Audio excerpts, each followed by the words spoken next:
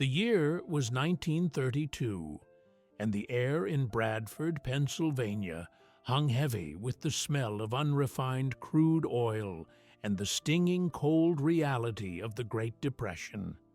Bradford was not a city of lights and glamour. It was a rough-hewn industrial outpost carved into the Allegheny Mountains, a place where men worked hard, drilled deep, and watched their fortunes evaporate as the national economy collapsed around them. The mood in the town was bleak. The oil boom that had once made millionaires out of roughnecks had dried up, leaving behind rusting derricks and a population clinging to the edge of survival. In this atmosphere of scarcity, where every nickel was counted and every possession was expected to last a lifetime, a man named George Blaisdell stepped out onto the terrace of the Bradford Country Club. It was a summer evening, but the social gathering inside felt strained. The dance was a grim pantomime of wealth. Men in frayed suits drank cheap whiskey and pretended that the banks weren't failing. Blaisdell, a man who had already tasted failure in the oil business, was looking for a light. He watched a friend of his, a local businessman who was trying to maintain an air of dignity, pull a lighter from his pocket to light a cigarette. The device was an awkward, clunky piece of brass manufactured in Austria. To operate it, the man had to stop his conversation, put down his drink, and use both hands. He had to pull off a removable metal cap, hold the body of the lighter with one hand, and spin the flint wheel with the other. It was a clumsy, fumbling ritual. The cap was easily lost. The mechanism was dented. In the elegance of a country club, even a fading one, the device looked like a piece of industrial debris. Blaisdell watched the struggle with a critical eye. He asked his friend, somewhat sarcastically, why a man of his standing was using such a terrible lighter. The friend looked at him, shielded the flame with his hand, and replied with a sentence that would change the course of American manufacturing, "Well, it works." That simple defense struck Blaisdell like a physical blow. In a world where everything was breaking, the stock market, the government, the promise of the American dream, the only thing that mattered was utility. The Austrian lighter was ugly, yes. It was inconvenient, certainly. But it had one redeeming quality that saved it from the trash heap. It produced fire even when the wind was blowing. The genius of the Austrian design was a perforated metal chimney that surrounded the wick. This chimney disrupted the airflow, creating a zone of low pressure that kept the flame alive even in a stiff breeze. Blaisdell realized in that moment that the core technology was sound, but the user interface was a disaster.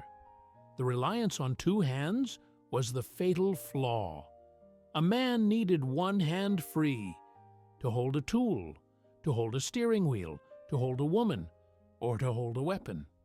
Blaisdell didn't invent the concept of the lighter, just as Henry Ford didn't invent the automobile. But Blaisdell understood something that the Austrian inventors did not. He understood the psychology of the American pocket. He realized that a tool needed to be more than just functional. It needed to be seamless. It needed to be an extension of the hand. He acquired the American distribution rights for the Austrian lighter, but he couldn't sell them. They were too clunky. So he retreated to a small workshop above a garage on Boylston Street. He had no grand factory. He had second-hand equipment, a corner of a machine shop, and a vision of a rectangular brass box. He took the Austrian chimney and threw away the rest of the casing. He fabricated a new housing. It was rectangular, fitting perfectly into the palm. It had rounded corners to stop it from tearing the lining of a trouser pocket. But the masterstroke was the hinge. Blaisdell soldered a small hinge onto the lid, connecting it permanently to the body. This seemingly minor addition transformed the object. Now, With a flick of the wrist or a snap of the thumb, the lid could be thrown open. The flame could be struck. The lid could be snapped shut to snuff the fire, all with one hand. The sound was accidental, but it became legendary. The cam that held the lid closed created a tension that, when released, caused the brass lid to strike the brass body with a distinctive, resonant clink. It was a metallic musical note that signaled readiness. Blaisdell needed a name for his creation. He was fascinated by another recent invention that was revolutionizing clothing, the zipper. He liked the modern, snappy sound of the word. It implied speed. It implied closure. He took the word zipper, twisted it around in his mouth, and settled on Zippo. It sounded instrumental. It sounded like something that did a job. In late 1932, the first Zippo lighter was produced. It retailed for $1.95. In the depths of the Depression, nearly $2 was a significant investment. It was the price of a good meal for a family. Blaisdell knew that if he was going to ask a man to part with that kind of money, he couldn't just sell him a novelty. He had to sell him a guarantee of permanence. This is where the true thesis of the Zippo empire was forged. Most companies in the 1930s were already beginning to experiment with the idea of planned obsolescence, making things that would break so the customer would have to buy them again. Blaisdell went in the exact opposite direction. He issued a guarantee that was suicidal by the standards of any business school. He promised that if a Zippo lighter ever failed to work, for any reason, regardless of the age or condition, the factory would fix it for free. Forever. He wasn't selling a fire starter. He was selling an antidote to the chaos of the era. The Zippo was a solid block of brass in a world that felt like it was made of paper. It was heavy. It smelled of naphtha fuel, a sharp chemical scent that clung to the fingers. It required maintenance. You had to trim the wick. You had to replace the flint. You had to pour fluid into the rayon batting. But this maintenance was part of the bond. It wasn't a disposable plastic trinket. It was a machine that demanded respect. The invention of the Zippo was an accident of circumstance. If Blaisdell hadn't been on that balcony, if the wind hadn't been blowing, if his friend hadn't been struggling with the Austrian contraption, the world might never have known the click of that hinged lid. It was created by a man who wanted to be an industrialist, not a jeweler. He didn't build a lighter company. He built a foundry that manufactured confidence. He gave the American man a Promethean tool, a way to carry the primal power of fire in his pocket, encased in a metal shell that was tough enough to survive the hard times that were swallowing the country whole. The tragedy, which would not become apparent for decades, was that this obsession with permanence was a philosophy destined to lose the war against convenience. Blaisdell built a lighter for a world that fixed things. He didn't see that the world was slowly turning into a place that threw things away. But in the freezing winter of 1932, standing in his workshop with the smell of brass dust in the air, he snapped the lid shut on the very first unit, and the sound rang out like a gunshot, signaling the start of an empire built on a flame that was designed never to go out. The wind could blow as hard as it wanted. The chimney was ready. The depression could bite as deep as it wanted. The brass was solid. The Zippo was born not as a luxury, but as a survival tool for a generation that had forgotten what it felt like to have control over anything. The transition from the small workshop above the garage to the massive manufacturing plant on Barber Street in Bradford, Pennsylvania, was the industrial equivalent of a frantic, adrenaline-fueled mobilization. By the late 1930s, The Zippo Manufacturing Company was no longer a curiosity. It was a thundering engine of American production. The factory was a cathedral of noise. It did not smell like a retail store. It smelled of the sharp, biting odor of cutting fluid, the metallic tang of brass shavings, and the pervasive, sweet chemical scent of naphtha fuel. Inside, the floor vibrated with the rhythm of heavy stamping presses. These were not delicate machines. They were multi-ton monsters that slammed down with the force of a train wreck, punching the rectangular cases out of sheets of raw brass.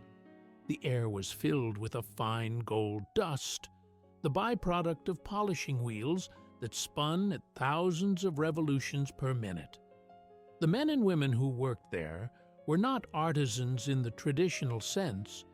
They were industrial soldiers, feeding the machines that birthed the most durable object in the American pocket. At the helm of this chaotic symphony was George Blaisdell. He had evolved from a desperate inventor into a P.T. Barnum of the industrial age. He understood that a product was nothing without a story, and he was determined to write that story in letters 10 feet tall. He commissioned the Zippo car, a Chrysler Saratoga, with 2 colossal functional Zippo lighters built into the roof, complete with neon flames. He drove it across the country, a rolling monument to his own stubbornness. He was a man who believed in the tangible, in the heavy, in the real. But the true test of the factory and the philosophy behind it arrived on a Sunday morning in December of 1941. The attack on Pearl Harbor did not just plunge the nation into war, it completely upended the supply chains of American industry. Suddenly, brass was more precious than gold.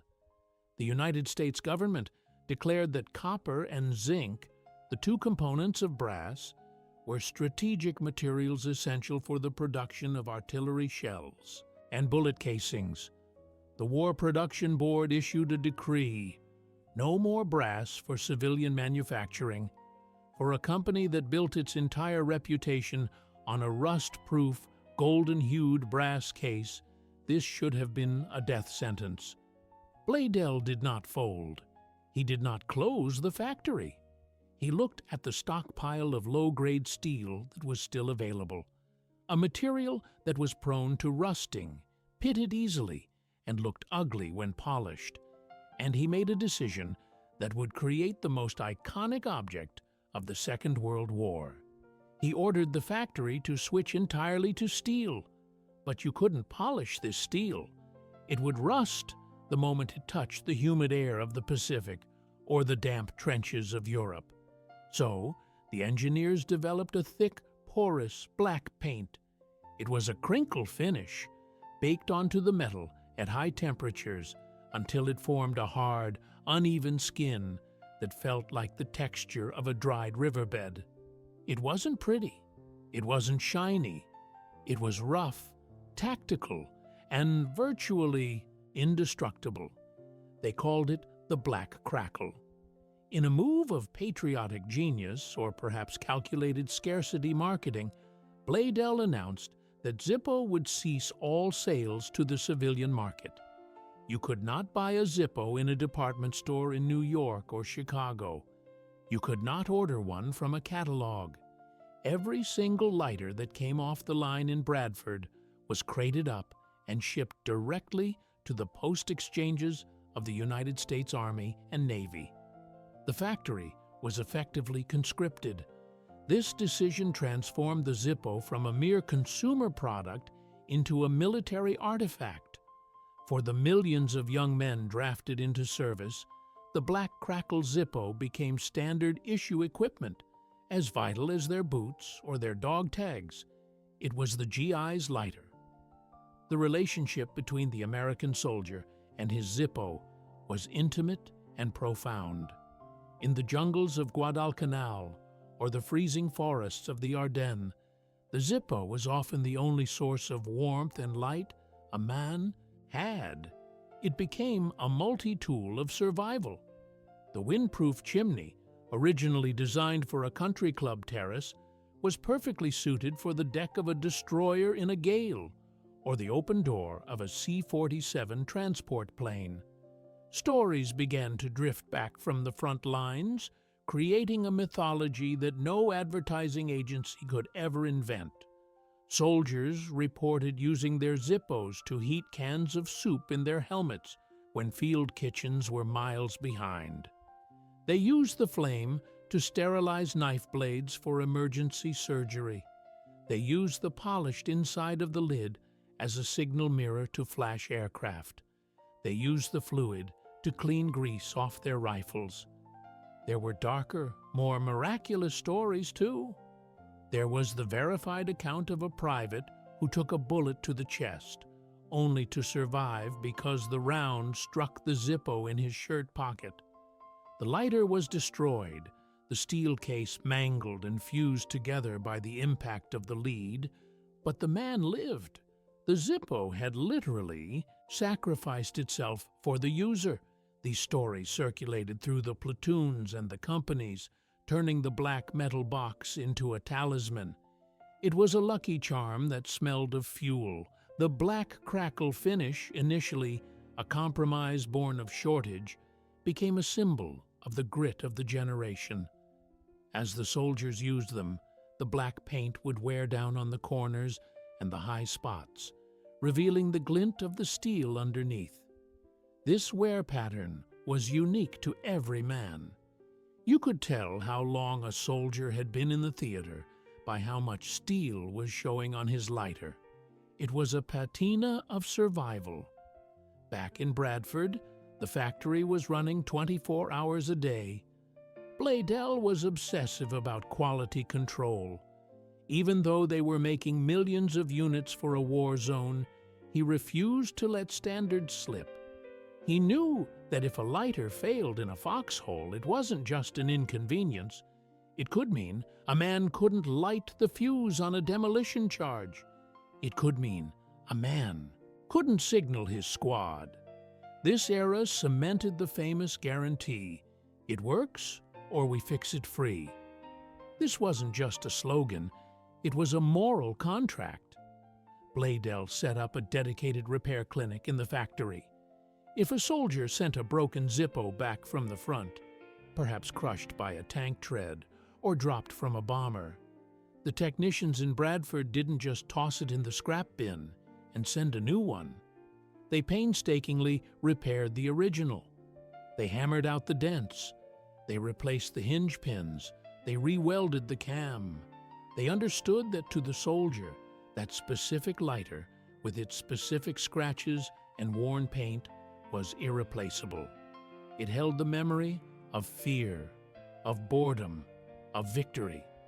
To replace it would be to erase the history.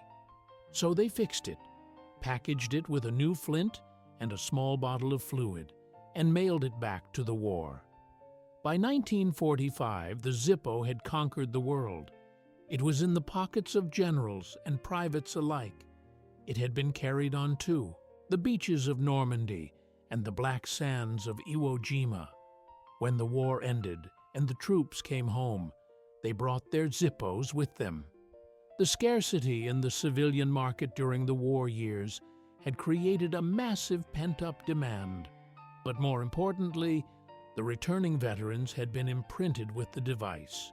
They didn't want the fancy table lighters or the delicate Art Deco pieces of the 1920s. They wanted the box that clicked. The Black Crackle finish was retired as brass became available again, but the soul of the lighter had been hardened in the fires of the conflict. The Zippo was no longer just a lighter, it was a piece of America. It represented a philosophy that was rapidly disappearing from the industrial landscape. The idea that an object should be heavy, simple, and capable of enduring the worst conditions imaginable. The golden age of the 1940s and 50s saw the Zippo become the ultimate canvas for American identity. Companies started engraving their logos on them. Sports teams, military units. You could read a man's biography by looking at his lighter. Was he a Union man? A Ford man? A member of the 82nd Airborne? The Zippo was the original social media profile, a metal status update that you carried in your pocket. Blaisdell stood on the factory floor, watching the brass sheets feed into the presses, the air thick with the noise of American dominance. He had built a fortress of reliability. He believed that he had created the perfect object, immune to the ravages of time and fashion. He believed that as long as men needed fire, they would need a Zippo. He didn't see the plastic storm gathering on the horizon, the cheap, colorful tide that was about to wash over the world and extinguish the value of permanence. He only heard the clink of the lid and the roar of the machines, the heartbeat of an empire that thought it would live forever. The enemy that arrived on the shores of America in the 1970s did not come with guns or tanks. It came in a shipping container from France, and it was made of cheap, colorful, injection-molded plastic. It was the era of the disposable, the dawn of the throwaway society, and it would prove to be a more formidable foe to the Zippo Empire than the German Army or the Great Depression ever were. For decades, the Zippo had reigned supreme because it was a machine. It demanded a relationship with the user. You had to feed it fluid. You had to trim the blackened wick with a pair of tweezers. You had to replace the tiny flint when it wore down to a nub. This ritual of maintenance was the price of ownership. It was a tacit agreement that you were responsible for your own fire. But the cultural mood was shifting. The generation that had survived the war and the Depression, the generation that saved aluminum foil and straightened bent nails, was aging. A new generation was rising, one that had grown up in the post-war boom of abundance. They didn't want to fix things. They didn't want to smell like naphtha fuel. They wanted convenience. They wanted instant. Enter Marcel Beach. The French industrialist had already revolutionized the way the world wrote by taking the fountain pen, a messy, leaking, refillable tool, and replacing it with the Bic ballpoint, a cheap plastic stick that you used until it died and then tossed in the trash. Now he turned his gaze to the lighter. The arrival of the Bic lighter and its competitor, the cricket, was the industrial equivalent of an invasive species. These devices were alien to the philosophy of Bradford, Pennsylvania. They were sealed units. You couldn't open them. You couldn't refill them. They were filled with butane gas under pressure, not liquid fuel. They didn't have a wick. They had a nozzle, and most importantly, they were cheap. Dirt cheap. A Zippo in the 1970s might cost $5 or $6, a significant sum for a teenager. A Bic cost 99 cents. Could buy one at a gas station counter with the loose change in your pocket. If you lost it, you didn't care. If it broke, you didn't send it to a factory to be repaired. You threw it in the gutter and bought another one. The betrayal here was not just economic, it was spiritual.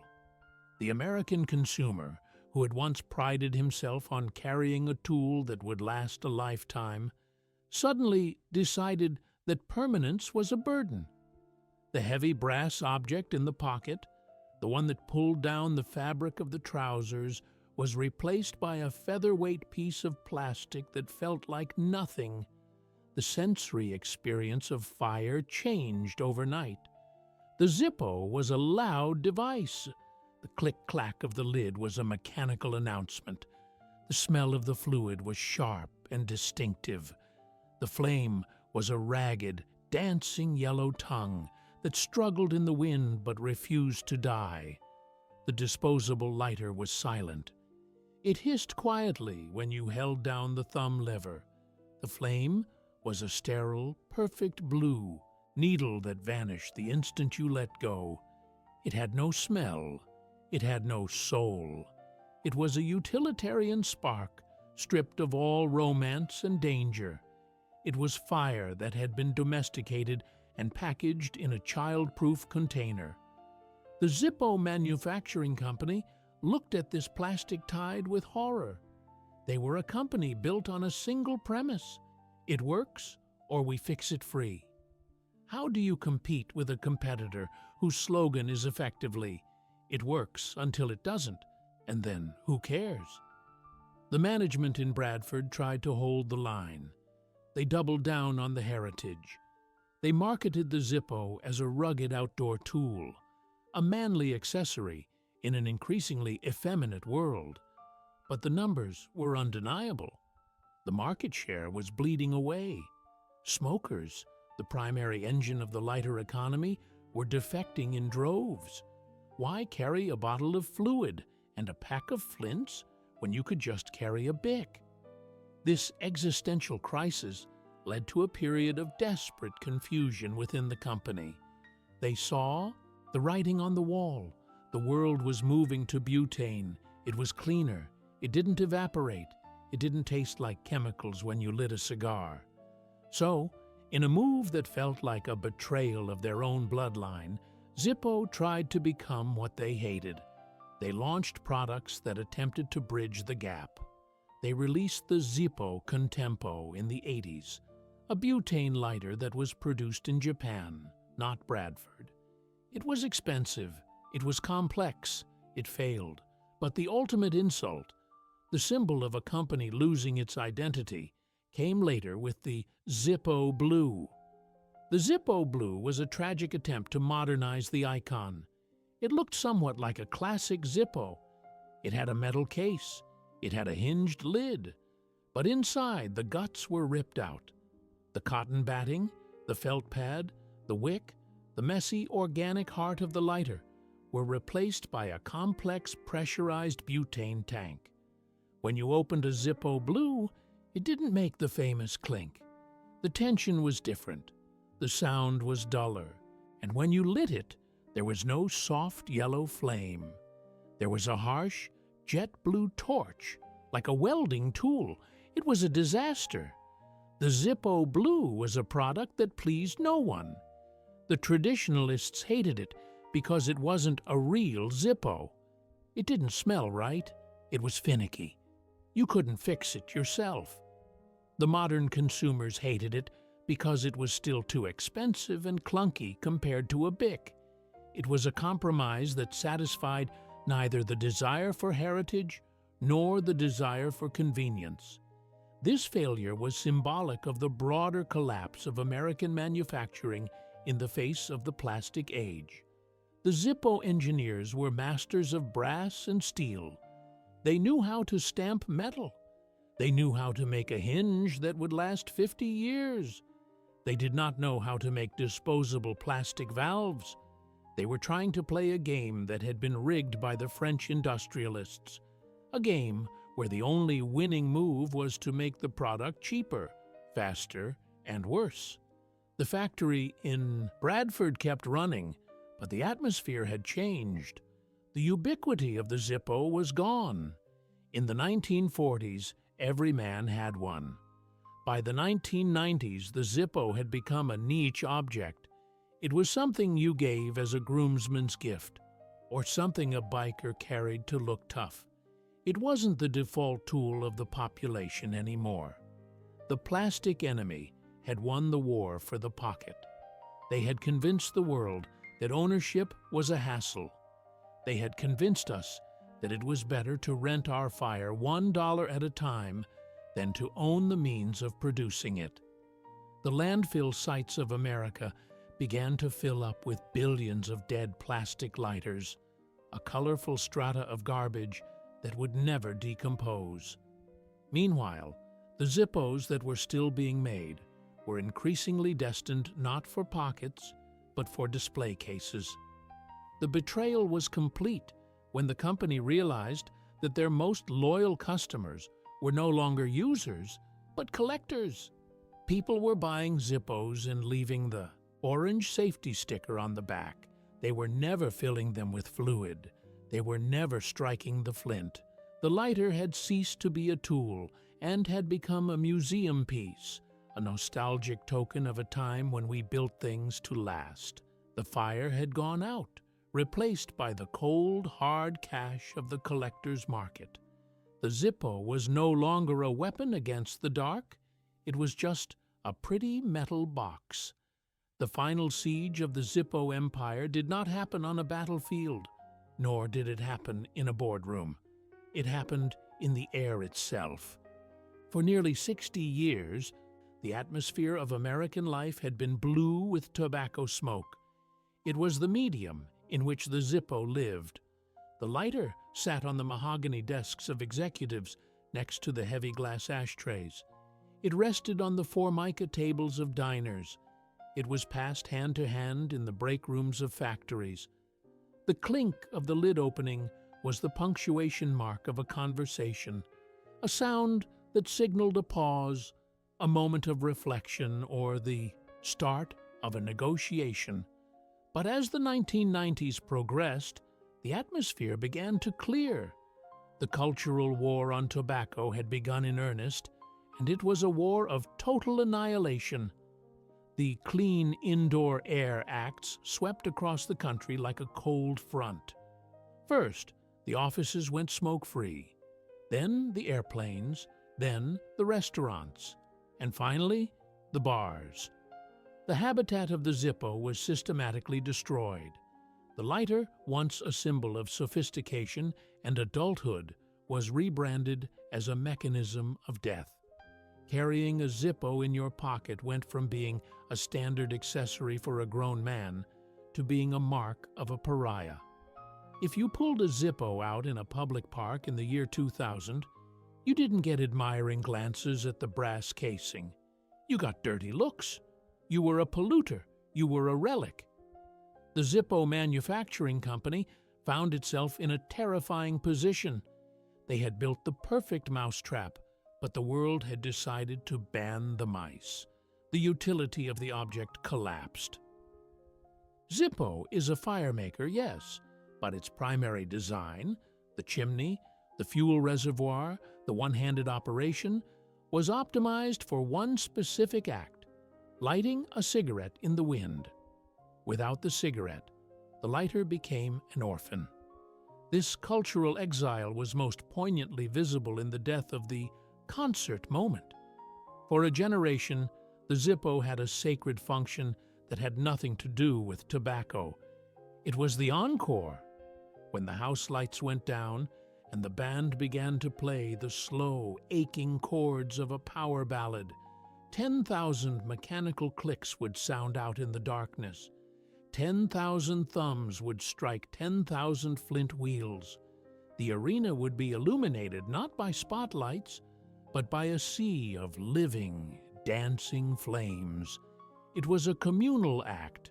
The heat from thousands of Zippos would actually raise the temperature in the venue. It was dangerous, yes. It was primal.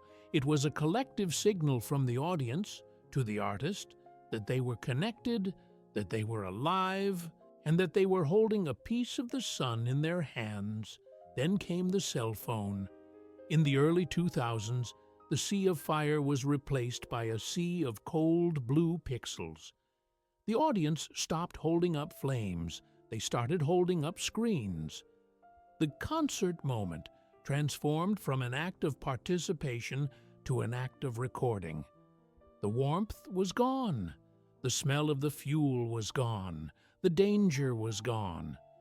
The Zippo had been evicted from the cathedral of rock and roll, replaced by the same device that was killing the wristwatch and the camera. The flame was literally extinguished from the public consciousness. To survive this extinction event, the company in Bradford had to make a pivot that was, in its own way, a tragic admission of defeat. They stopped selling the Zippo as a tool and started selling it as a trinket. They pivoted to the collector. If you open a Zippo catalog from the 1940s, you see plain brushed chrome, plain brass, maybe a simple monogram. It was a hardware catalog. If you open a catalog from the modern era, you see a kaleidoscope of pop culture. Zippos covered in high-definition graphics of wolves, dragons, unicorns, and pin-up girls. Zippos branded with the logos of video games and energy drinks. Zippos studded with Swarovski crystals. The company realized that since people weren't using the lighters to burn things anymore, they were buying them to look at them. The Zippo became a zombie tool, an object that still possessed all the functional capability of its ancestors, but was dead inside because it would never be used. The ultimate symbol of this shift is the orange safety sticker. Every new Zippo sold today comes with a bright orange seal across the back, warning the user that the lighter is flammable. But for the collector, that sticker is a seal of the tomb. To remove the sticker is to lower the resale value. To fill the lighter with fluid is to ruin it as a mint-condition collectible. So, millions of Zippos are purchased, taken home, and placed on display shelves, still in their boxes with the orange sticker intact. The flint never sparks. The wick never burns. The cotton never tastes the fuel. They are monuments to a lost utility. They are like swords hung on a wall in a house where no one knows how to fence. The lifetime guarantee that George Blaisdell was so proud of becomes irrelevant because a tool that is never used can never break. The factory on Barber Street still stands, and the stamping presses still thunder. The quality of the Zippo has not declined. This is the unique tragedy of this story compared to others. Unlike the toy companies or the tool companies that shipped their production overseas and switched to plastic to save money, Zippo stayed in Bradford. They stayed loyal to the metal. A Zippo made today is mechanically identical to one made in 1950. It is still a masterpiece of stamping and assembly, but a perfect tool in a world that doesn't need it is a lonely thing. The Zippo competes today not against other lighters, but against the very concept of permanence. We live in the age of the lithium-ion battery and the disposable vape. We live in an era where recharging has replaced refilling. The idea of maintaining a mechanical object, of getting your hands dirty with soot and fuel, of learning the quirks of a specific hinge, is alien to the modern consumer. We want magic, not mechanics. We want the light to appear when we touch the glass, and we want it to vanish when we swipe away. The ghost of the Zippo empire is the ghost of tactile reality. George Blaisdell wanted to give the American hand something to hold on to. He wanted to give us a sense of control. When you strike a Zippo, you are creating fire. You are manipulating the elements. It is a small, fierce act of creation. When you flick a bic, you are consuming a product. When you tap a phone screen, you are interacting with a simulation. The legacy of the Zippo is a heavy, rectangular silence. It is the silence of a drawer full of grandfather's things that we are too sentimental to throw away, but too modern to use. It is the silence of a wind-proof chimney that has nothing to fight against because we spend all our lives indoors. The tragedy is not that the Zippo failed. The tragedy is that it succeeded in being the perfect object for a world that no longer exists. We traded the smell of naphtha for the smell of nothing. We traded the warm, yellow, dancing chaos of a real flame for the cold, steady, sterile light of an LED. And in that trade, we lost more than just a lighter. We lost the connection to the physical, dangerous, beautiful world that the Zippo was built to survive. The lid is closed now, the cam is locked, and the brass is cold, waiting for a spark that is never going to come.